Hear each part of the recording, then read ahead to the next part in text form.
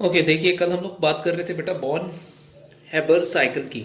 ठीक है ना। बॉर्न हैबर साइकिल जो है ये आयनिक कंपाउंड के फॉर्मेशन को समझाने के लिए है कि आयनिक कंपाउंड का फॉर्मेशन कैसे होता है और एनर्जी ट्रांसफॉर्मेशन पूरे आयनिक कंपाउंड के फॉर्मेशन में कहाँ कहाँ होता है। ठीक है। तो सबसे पहली चीज़ तो आप ये समझिए, पहला पॉइंट समझिए बॉर्न हैबर साइकिल का। बॉर्न हैबर साइकिल बोलता है कि जब एलिमेंट्स म्यूचुअली रिएक्ट करते हैं, ठीक है ना, कंपाउंड को फॉर्म करने के लिए, तो जो डेल जी होता है बेटा फ्री एनर्जी, ठीक है, इसको नेगेटिव होना चाहिए। अगर डेल जी नेगेटिव होगा free energy, then only ionisation, ionic compound जो है उसका फॉर्मेशन होगा। ठीक है ना। अगर डेल जी पॉजिटिव होगा बेटा तो कभी भी रिएक्टेंट जो है वो प्रोडक्ट का फॉर्मेशन नहीं कर पाएंगे। तो पूरे रिएक्शन की जो फ्री एनर्जी है वो नेगेटिव होनी चाहिए। ठीक है, आयनिक कंपाउंड के फॉर्मेशन के लिए। आगे लिखते हैं and for reaction spontaneity the free energy of the product must be smaller than reactant. ठीक है। आपकी डेल जी नेगेटिव तब होगी बेटा जब फ्री एनर्जी प्रोडक्ट साइड की रिएक्टेंट साइड से क्या हो, स्मॉल हो। Then only product minus reactant करोगे बेटा डेल जी क्या आएगा, नेगेटिव आएगा। ठीक है।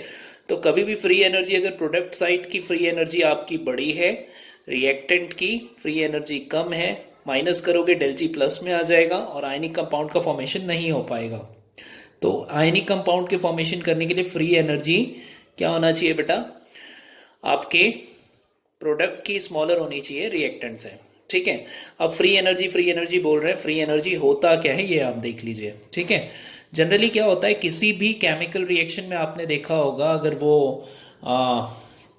एक्सोथर्मिक है या एंडोथर्मिक है, दैट मीन्स एनर्जी रिलीज होती है, एनर्जी इवॉल्व होती है। तो जो भी एनर्जी ट्रांसफॉर्मेशन होता है बेटा किसी भी केमिकल रिएक्शन में, उसको डेल एच से रिप्रेजेंट करते हैं हम लोग। ठीक है ना। और डेल एच को बोला जाता है क्या, एंथैल्पी चेंज। ठीक है। यहाँ पे देखिए आप, डेल एच जो है वो एंथैल्पी चेंज है, डेल जी को फ्री एनर्जी बोला जाता है।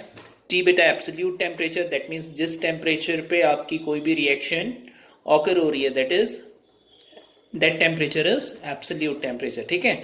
और डेलिस को बोला जाता है एंट्रोपी चेंज। ठीक है। Dallas is entropy change. तो फ्री एनर्जी जो होता है बेटा एंथैल्पी माइनस टी डेलिस होता है। ठीक। अब थोड़ा सा आप ये तीनों फॉर्म को समझ जाइए, डेल जी, डेल एच और डेल एस को।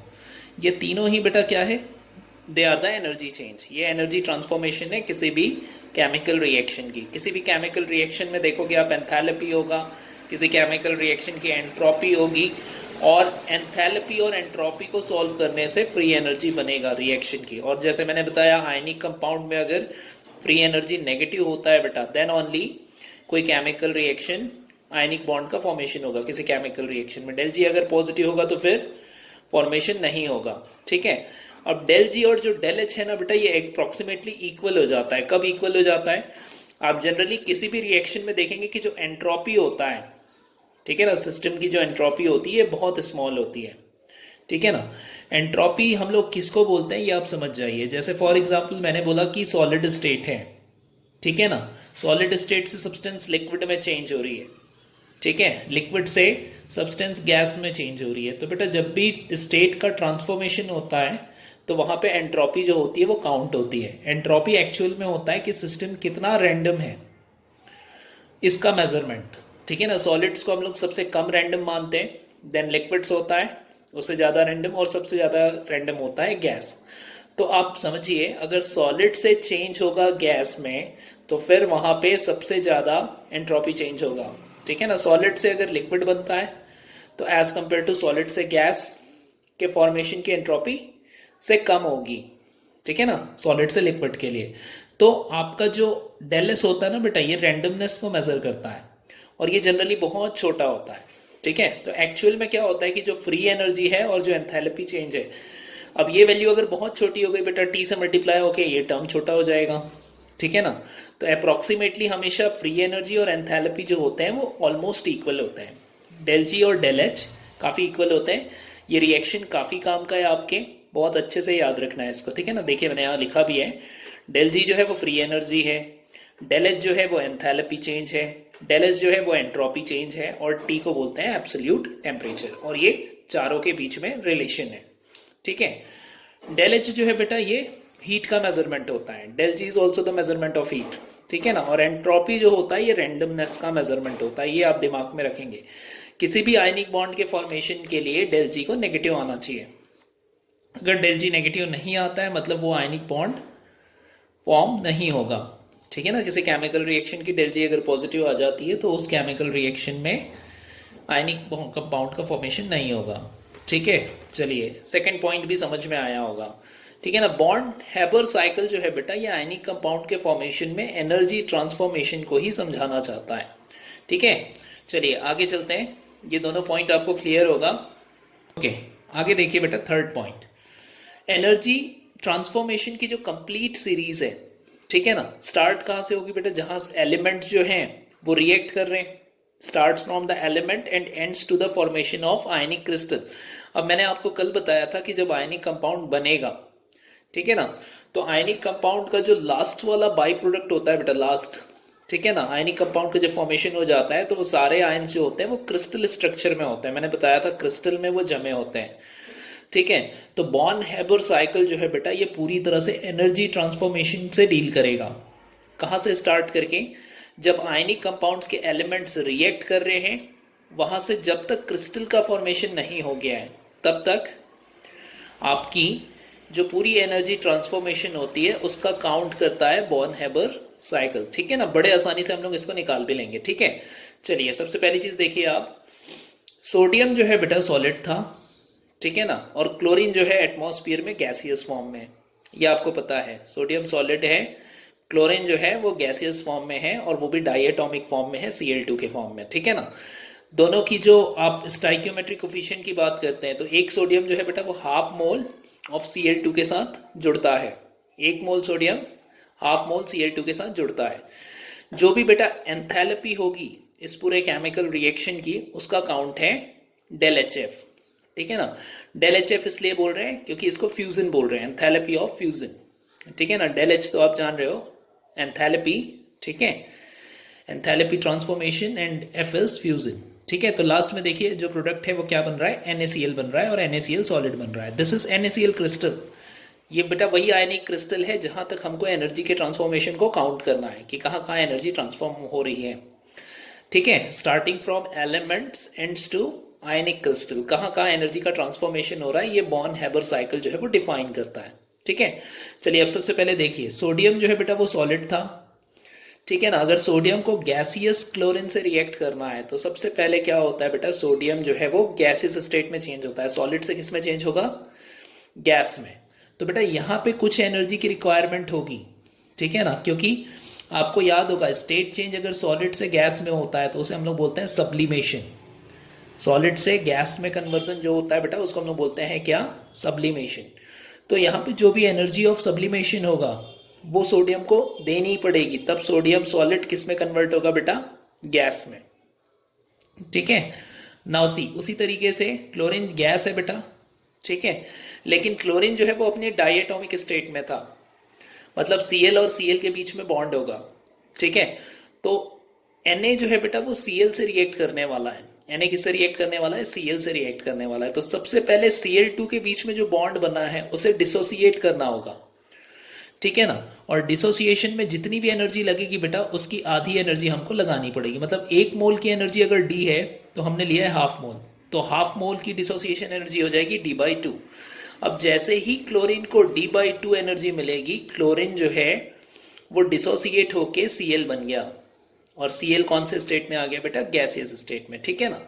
अब आगे देखिए आप सोडियम के साथ आगे क्या होगा, सोडियम जो गैस है बेटा वो इलेक्ट्रॉन को लूज करेगा। अब इलेक्ट्रॉन अगर सोडियम गैस से लूज कराना है तो आपको आयनाइजेशन पोटेंशियल लगानी पड़ेगी, ठीक है ना। देखिए जो जो एनर्जी रिक्वायर्ड है ना बेटा वो प्लस में लिख रहे हैं हम लोग, S प्लस में है, D/2 प्लस में है और आयनाइजेशन पोटेंशियल भी प्लस में है, ठीक है। तो ये सोडियम ने लूज कर दिया बेटा इलेक्ट्रॉन, ठीक है ना। और सोडियम जो है वो गैसियस से किस में कन्वर्ट हो गया, Na प्लस स्टेट सॉलिड में, Na प्लस स्टेट सॉलिड में, ठीक है ना। आयनाइजेशन पोटेंशियल जो है, ठीक है, उसकी रिक्वायरमेंट थी कि वो इलेक्ट्रॉन को रिमूव कर दिया, ठीक है। यहाँ पे इलेक्ट्रॉन माइनस लिख रहे हैं। नाउ सी जो क्लोरीन गैस है बेटा इसी तरीके से इलेक्ट्रॉन को गेन करता है, यहाँ से सोडियम ने जो इलेक्ट्रॉन लूज किया है वो इलेक्ट्रॉन सोडियम जो है वो क्लोरीन जो है वो गेन करता है। अब जब क्लोरीन इलेक्ट्रॉन गेन करेगा, ठीक है ना, तो बेटा इलेक्ट्रॉन गेन एंथैल्पी, ये कोई भी सब्सटेंस जब इलेक्ट्रॉन को गेन करता है ना तो वो रिलीज करता है। EGE लिखा है हमने, EGE stands for electron gain enthalpy. कोई भी सब्सटेंस में जब इलेक्ट्रॉन ऐड होता है बेटा, तो जिस तरीके से इलेक्ट्रॉन को निकालने के लिए आयनाइजेशन पोटेंशियल हमको लगानी पड़ती है, उसी तरीके से इलेक्ट्रॉन गेन करने पे एनर्जी को रिलीज करता है कोई भी एलिमेंट, ठीक है ना। तो अब यहाँ पे देखिए क्लोरीन ने इलेक्ट्रॉन गेन किया, वो Cl से कन्वर्ट हो गया बेटा Cl माइनस गैस में, ठीक है। अब थोड़े ध्यान से देखो, Na प्लस सॉलिड स्टेट में आ चुका है, ठीक है बेटा। ये क्लोरीन के गैसियस स्टेट के साथ, ठीक है, किसका फॉर्मेशन कर लेता है, किसका फॉर्मेशन कर लेता है, NaCl सॉलिड का। मतलब अब यहाँ पे आपका क्या बन जाएगा, NaCl का क्रिस्टल स्ट्रक्चर बन जाएगा। अब बेटा यहाँ पे जितना भी एनर्जी ट्रांसफॉर्मेशन हुआ है उसी का काउंट करता है कौन, बॉर्न हैबर साइकिल। और बॉर्न हैबर साइकिल में ये जो डेल HF आ रहा है, ये जो एनर्जी की काउंट आ रही है बेटा एंथैल्पी का, अगर ये नेगेटिव आता है ठीक है ना, तो कोई रिएक्शन होगा, कोई आयनिक कंपाउंड का फॉर्मेशन होगा। और अगर ये डेल HF पॉजिटिव आ जाता है तो किसी रिएक्शन में आपका आयनिक बॉन्ड का फॉर्मेशन नहीं होगा, ठीक है ना। तो चलिए प्लस वाले चीजों को हमको ऐड करते हुए चलना है। सब्लिमेशन की एनर्जी के साथ बेटा आयनाइजेशन पोटेंशियल ऐड हुआ, डिसोसिएशन एनर्जी ऐड हुई, ठीक है ना। EGE इलेक्ट्रॉन गेन एंथैल्पी, ये सब्ट्रैक्ट हो रहा है क्योंकि ये एनर्जी रिलीज होती है, ठीक है। उसी तरीके से आप एक चीज और समझिए बेटा, क्लोरीन जो है वो गैसियस स्टेट में है, क्लोरीन जो है वो गैसियस स्टेट में है। जब वो क्रिस्टल स्ट्रक्चर बनाएगा सोडियम के साथ, ठीक है ना, तो गैसेस बेटा वापस कन्वर्ट होगी किसमें, सॉलिड में, ठीक है। अब हम लोग कंसीडर करते हैं कि गैसेस की एंथैल्पी ज्यादा होती है, ठीक है ना, एंट्रोपी ज्यादा होती है, और सॉलिड्स की एंट्रोपी कम होती है। तो जब क्लोरीन गैसियस स्टेट से सॉलिड स्टेट में वापस जाएगा तो यहाँ भी कुछ एनर्जी लैटिस के बनने से रिलीज होता है, ठीक है ना। क्रिस्टल लैटिस के बनने से एनर्जी रिलीज होती है जिसको हम लोग बोलते हैं lattice energy, this which is lattice energy. यहाँ पे देखिए क्रिस्टल एनर्जी लिखा हुआ है हमने, लैटिस एनर्जी भी बोल सकते हो यू को, ठीक है। पहले आपको क्रिस्टल एनर्जी ही बोलना है यू को, ठीक। यू जो है बेटा वो रिलीज हो रही है, क्यों रिलीज हो रही है समझ में आ रहा होगा, क्योंकि क्लोरीन जो है वो गैसेस स्टेट से सॉलिड स्टेट में चेंज हो रहा है। नाउ सी बेटा, जितनी टाइप की एनर्जी यहाँ पे रिक्वायर्ड थी उसको हमने प्लस किया, और प्लस जो एनर्जी रिलीज हो रही है वो सबट्रैक्ट हो रही है। अब अगर बेटा रिलीज होने वाली एनर्जी आपके रिक्वायर्ड एनर्जी से ग्रेटर होगा तो आप देखेंगे कि डेल HF नेगेटिव आएगा और आयनिक कंपाउंड का फॉर्मेशन हो जाएगा। और अगर डेल HF, ठीक है ना, आपका पॉजिटिव आ जाता है बेटा इस पूरी वैल्यू को लेकर, तो वो आयनिक कंपाउंड का फॉर्मेशन नहीं होता है। ये बताता है कौन अपने को, बॉर्न हैबर साइकिल। तो बॉर्न हैबर साइकिल में बेटा 3 पॉइंट है, तीनों पॉइंट किससे डील करते हैं, किसी भी आयनिक कंपाउंड में एनर्जी जिस प्रकार से ट्रांसफॉर्म होती है, ठीक है ना, उससे डील करता है कौन, बॉर्न हैबर साइकिल, ठीक है। तो ये चीजें आपको आई थिंक समझ में आया होगा। तो ये इन शॉर्ट बेटा बॉर्न हैबर साइकिल है। चलिए अब आगे देखते हैं हम लोग। आगे आपको देखना है बेटा, ठीक है ना, the factors which affect your ionic bond, ठीक है ना, आयनिक बॉन्ड को अफेक्ट करने वाले फैक्टर्स, ठीक है। चलिए ओके, तो factor affecting ionic bond formation, ठीक है ना, ये बात कर रहे हैं हम लोग, ठीक है। इसमें सबसे इंपॉर्टेंट है बेटा आयनाइजेशन एनर्जी और आपका इलेक्ट्रॉन एफिनिटी, ठीक है ना। आयनाइजेशन एनर्जी और इलेक्ट्रॉन एफिनिटी दोनों के आपको डेफिनेशंस मालूम होने चाहिए। और आयनाइजेशन एनर्जी तो हमने कुछ टाइम पहले बेटा बॉर्न हैबर साइकिल में पढ़ा, ठीक है। देखिए सबसे पहले सोडियम सॉलिड क्या हुई थी बेटा, गैस में कन्वर्ट हुई थी, ठीक है ना। और फिर गैसियस स्टेट में कोई सब्सटेंस क्या करता है, इलेक्ट्रॉन को लूज करता है, ठीक है। अब सॉलिड स्टेट में सब्सटेंस से इलेक्ट्रॉन को लूज नहीं करा पाएंगे, हमेशा कौन से स्टेट में सब्सटेंसेस जो होते हैं वो इलेक्ट्रॉन को इजेक्ट करते हैं, गैसियस स्टेट में, ठीक है। चलिए अब यहाँ पे देखिए आप, the energy required to remove an electron from outermost shell of isolated gaseous atom, ठीक है ना। अगर कोई गैसियस एटम है बेटा तो उससे इलेक्ट्रॉन को इजेक्ट कराने के लिए, रिमूव कराने के लिए जितनी एनर्जी की रिक्वायरमेंट होती है उस एनर्जी को हम लोग आयनाइजेशन एनर्जी बोलते हैं, ठीक है ना। फिर से एक बार, The energy required to remove an electron from outermost cell of isolated gaseous atom is called ionization energy. ठीक है, मीन्स अगर कोई आइसोलेटेड गैसेस एटम है, आइसोलेटेड मीन्स बेटा सिंगल सिंगल गैसेस एटम से आप क्या करते हो, जितने अमाउंट में एनर्जी प्रोवाइड करके इलेक्ट्रॉन को रिमूव कराते हो वो एनर्जी होती है आयनाइजेशन एनर्जी. ठीक है, अब एक चीज आप समझिए, अगर स्मॉल आयनाइजेशन एनर्जी होगा किसी भी गैसियस एटम का, तो बेटा उसके पास टेंडेंसी होती है या उसका नेचर होता है strong nature to form positive ion. Means जिसकी आयनाइजेशन एनर्जी स्मॉल होगी वो आसानी से पॉजिटिव आयन बना लेगा.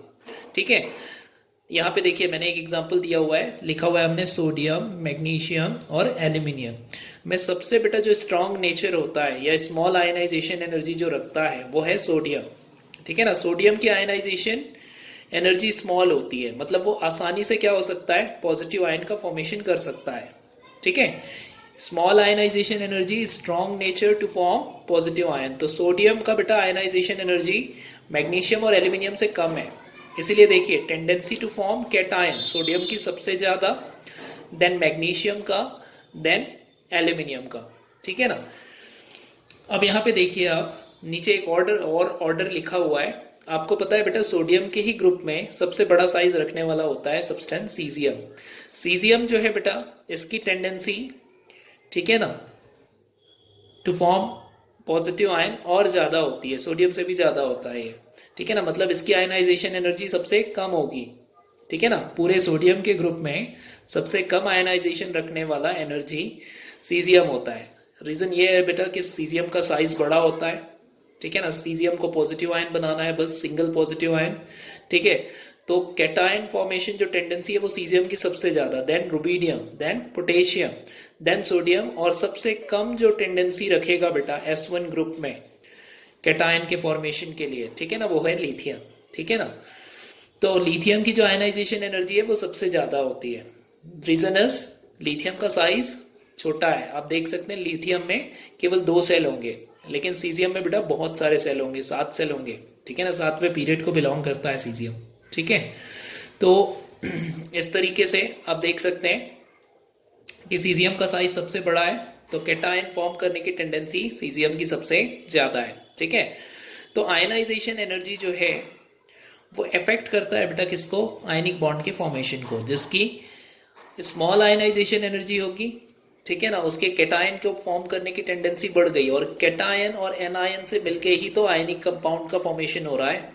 ठीक है, तो आयनाइजेशन एनर्जी जितना कम होगा आयनिक बॉन्ड के फॉर्मेशन की टेंडेंसी उतनी ज्यादा होगी. ठीक है, तो आई थिंक आपको आयनाइजेशन एनर्जी समझ में आया. ठीक है, अब इसके आगे चलते हैं बेटा अपन इलेक्ट्रॉन एफिनिटी. ये समझिए इलेक्ट्रॉन एफिनिटी क्या होता है.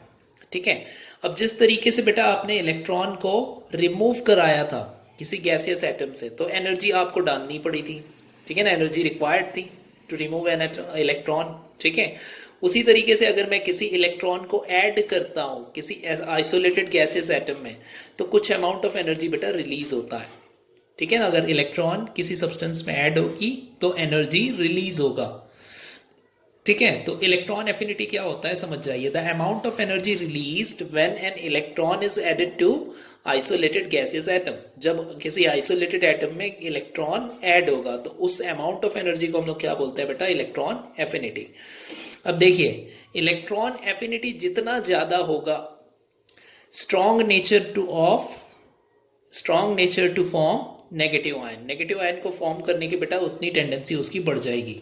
ठीक है, अब आपको पता है बेटा क्लोरीन एक ऐसा सब्सटेंस है या एक ऐसा एलिमेंट है, ठीक है, जिसकी इलेक्ट्रॉन एफिनिटी सबसे ज्यादा है.